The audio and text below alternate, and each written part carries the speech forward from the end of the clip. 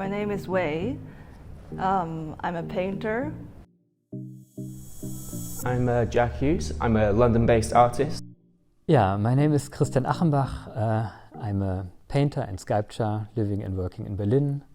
I'm based here since more than 20 years, and I have the chance to work in this wonderful studio in Berlin-Weißensee.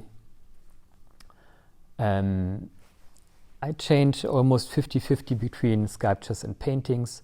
The paintings in the moment deal with the issue of landscape paintings, and yeah. So after being a very figurative painter during my study times, I changed to abstract painting for 5-7 years. Until 3 years ago, when I really was starting to get bored by it and had the feeling that I need a new content in my work. And I always need a reason for a painting. So landscapes work very good for me because you have this huge tradition of other landscapes painters in art history which you can rely on. And you can have a lot of influences you can quote and use for your own work. And at the same time, landscape is still a very abstract theme.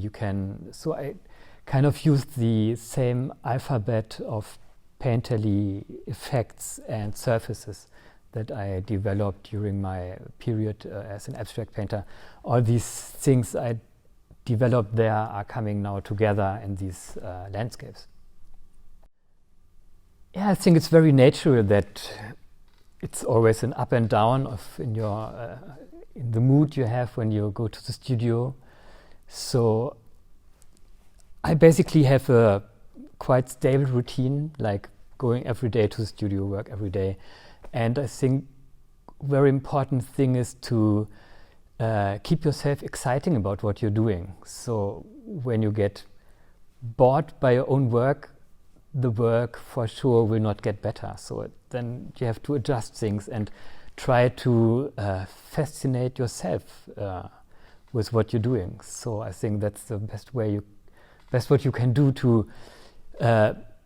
So every day you come to the studio, you're looking forward to it because you're excited about what you're doing, and I think that's the only way to keep going and maybe get better in what you're doing. That doesn't mean that work should never feel like work. Of course, it's sometimes very exhausting also. But if you really like what you're doing and if you're really excited about what you're doing, then you are also very motivated to go on. So I think if you make the decision to work as an artist, you really have to give 100%. The chances that you will not be successful are very high if you decide to become an artist. So if you make this decision and go for it, then you really have to go for it 100%, and don't listen to anybody. Just, as I said, try to do the things which excite yourself the most, and then you will have the power and the motivation to go for it. I'm a painter, and I moved to Berlin in 2017. Before that, I was actually studying music, so I have a background in music composition. I studied music in London and New York, and while I was in New York, I felt like I was missing art, because art was like my passion when I was a child, but I chose to pursue music for my education.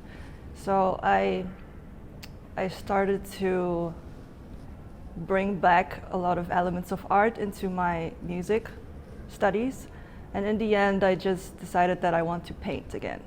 So one day I Googled abstract painting lessons, and I met this teacher called Gina, and then I had lessons with her in her apartment in East Village, and then from there I started painting again.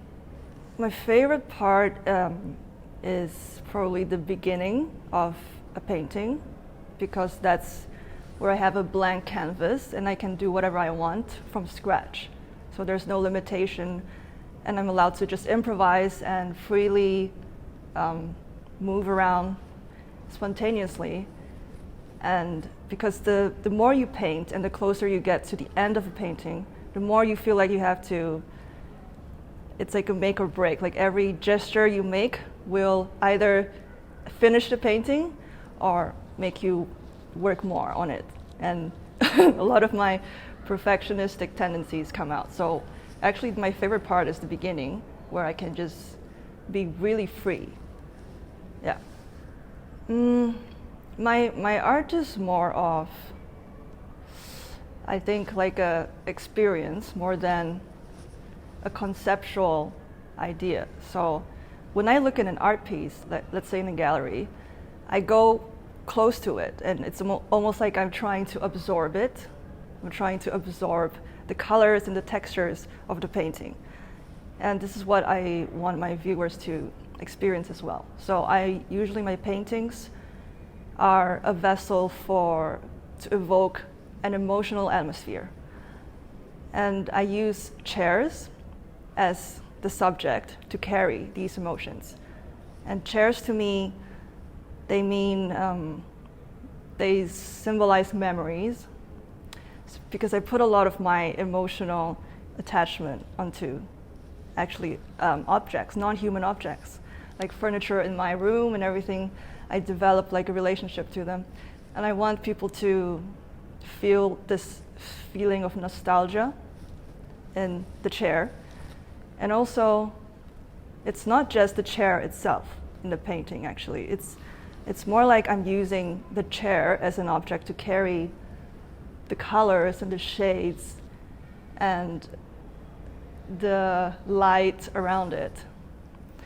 And also the composition of the painting is kind of like a mirror for the viewer to see their own feelings.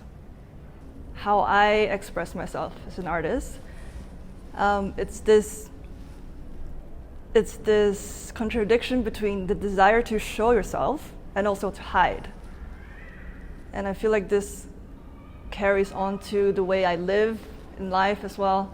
It's like there's this need to express, but not completely. Like you also trying to hide yourself a bit.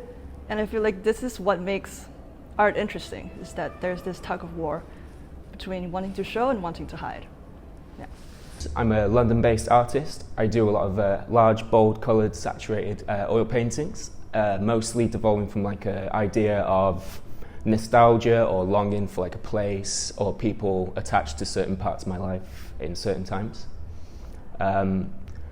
Currently, I've just doing a lot of shows in London. I'm creating a lot of new work that's more figurative, but I've been enjoying going back to all of these paintings that have from a couple of years ago when I was more doing work about how I was thinking about Wales, where I grew up, which is more rural, a lot of big mountains and a lot of beautiful colours, and I just wanted to kind of express that and that longing for them, like feeling of them colours and those surroundings as well, and the silence, I guess, that was involved in that since moving to a big city.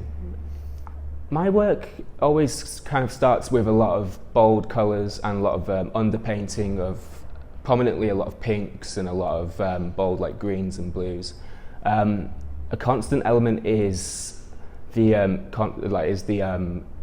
intrigation of the underpainting. So like when it's done, I feel like you can see the journey of the artist and the weeks and the process of going through the painting, and it feels like that for me kind of adds like a fragility to the work overall. It makes it feel like something that, you know, like came and gone, and then I kind of captured it in that moment, and that's like the fragile feeling comes with those pinks dripping through and maybe figures disappearing and things being wiped away.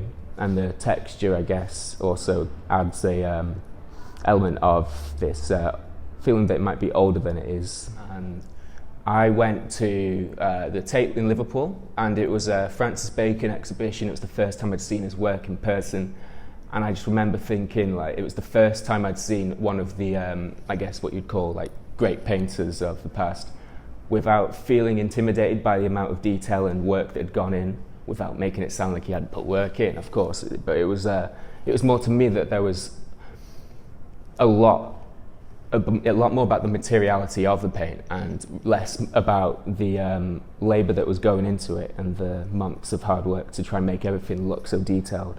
And I think for me that was quite powerful to see just how important just the material of paint can be to an image, rather than the overall subject and detail going into it.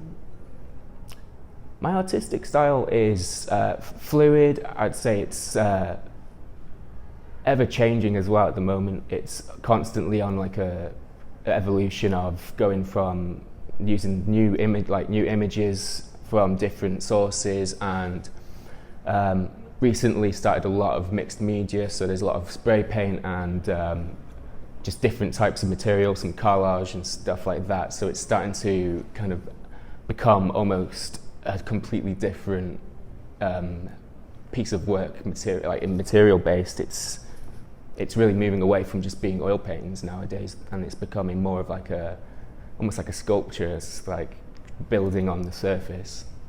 It's quite exciting actually. I'm really looking forward to seeing where it all goes, but it's been great to see all of these again in one room. It really kind of reminds me how far it's all gone since then.